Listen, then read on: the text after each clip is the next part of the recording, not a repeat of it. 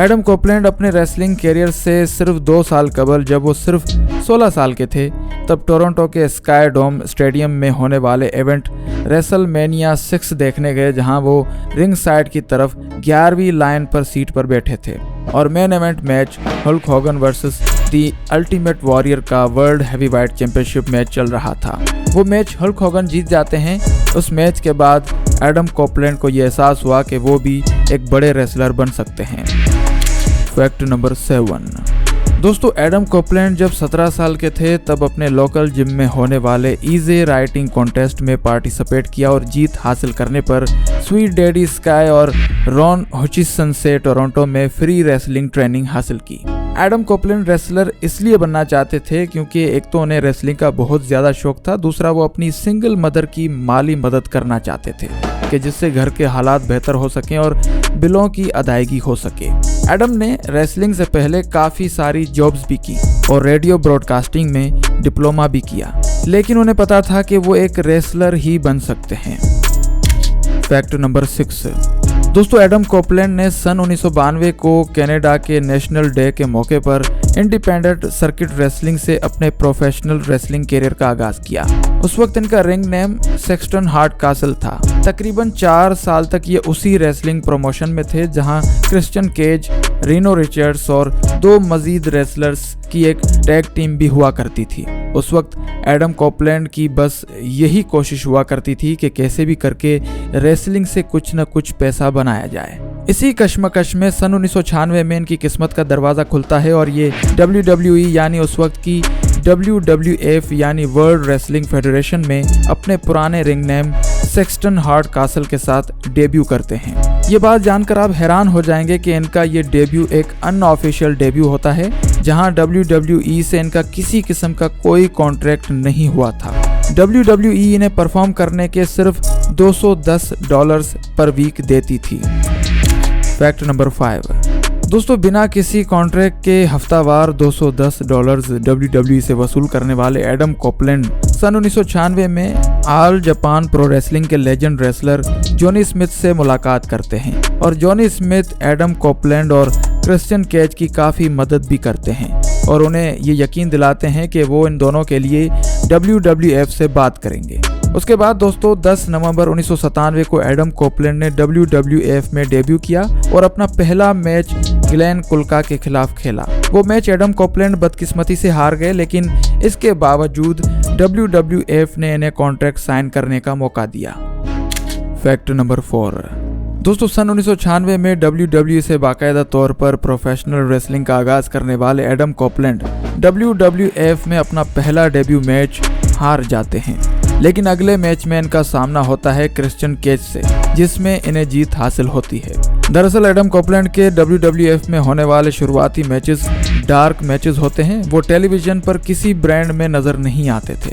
ये 22 जून 1998 को WWE के ब्रांड रा में पहली मर्तबा नजर आए, जिसमें इन्होंने खुद को एज के नाम से मुतारिफ कराया और उस रोज रा में इनका पहला टेलीविजन मैच जोस एस्ट्राडा जूनियर के खिलाफ था, जिसमें एज काफ़ी एक्साइटेड और एग्रेसिव नजर आते हैं, जिसकी वजह से एज जोस एस्ट्राडा को नेक इंजरी का शिकार बना देते हैं। उसके बाद 30 अगस्त 1998 को होने वाले समर स्लैम में पहली मर्तबा स्पेशल इवेंट में एंट्री करते हैं, जिसमें ब्रॉक लेसनर की वाइफ सेबिल का इन्हें मिस्ट्री टैग टीम पार्टनर दिखाया जाता है।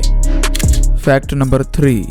दोस्तों, WWE में सबसे खतरनाक और सबसे बेहतरीन फिनिशिंग स्पेयर मूव एज का माना जाता है, जिसकी मदद से एज 4 मरतबा WWE चैंपियन, 7 मरतबा वर्ल्ड हेवीवेट चैंपियन, 12 मरतबा WWE world tag team champion, 5 मरतबा इंटरकॉन्टिनेंटल चैंपियन और 4 मरतबा स्लैमी अवार्ड्स हासिल कर चुके हैं।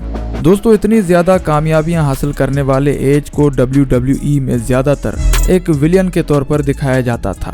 WWE की काफ़ी सारी वुमेन रेसलर्स के साथ अफेयर्स और सेगमेंट इनकी काफ़ी मशहूर हैं, जिनमें लीटा के साथ इनका सेगमेंट काफ़ी उरूज पर था, जो मैट हार्डी की गर्लफ्रेंड थी। उसके बाद विकी गरेरो के साथ इनका सेगमेंट बनाया गया। उसके अलावा और भी सेगमेंट्स थे जो कि WWE की जानिब से स्क्रिप्टेड थे। असल ज़िंदगी में एडम कोपलैंड बिल्कुल अलग थे। Fact number 2।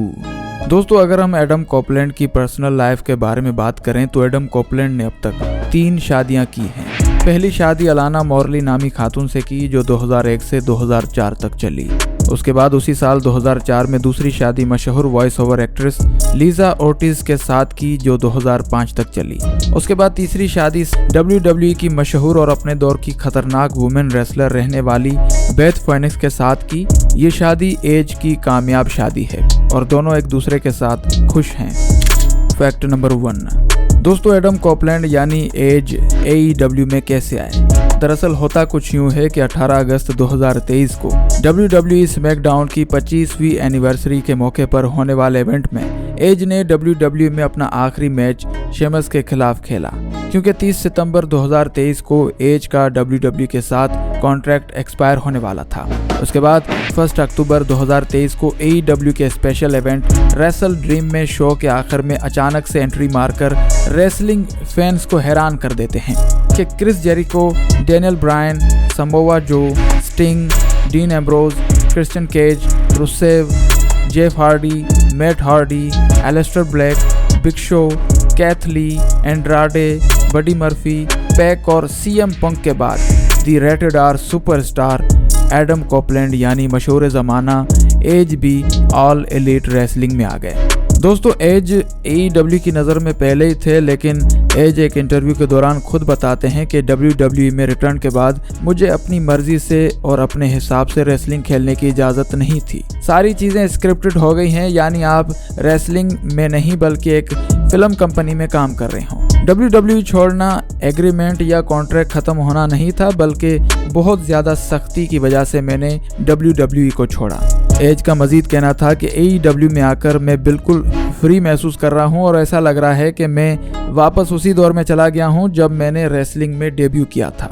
एज का मजीद कहना था कि पैसा मेरे लिए इतनी अहमियत नहीं रखता जितनी फ्रीडम और इज्जत मायने रखते हैं। AEW मुझे जो भी दे मैं इनके साथ खुश हूँ। दोस्तों, याद रहे कि एडम कॉपलैंड ने AEW के साथ फुल टाइम कॉन्ट्रैक्ट साइन किया है, यानी अब एडम कॉपलैंड यानी एज हमेशा के लिए सिर्फ AEW के लिए ही परफॉर्म करेंगे। दोस्तों, उम्मीद करते हैं कि ये वीडियो आपको ज़रूर पसंद आई होगी। नेक्स्ट वीडियो आपकी कौन सी पसंदीदा शख्सियत, सेलिब्रिटी, क्रिकेटर या रेसलर के बारे में बनाई जाए, ये कमेंट करके हमें ज़रूर बताएं। अपना बहुत सारा ख्याल रखिएगा। मिलते हैं नेक्स्ट वीडियो में।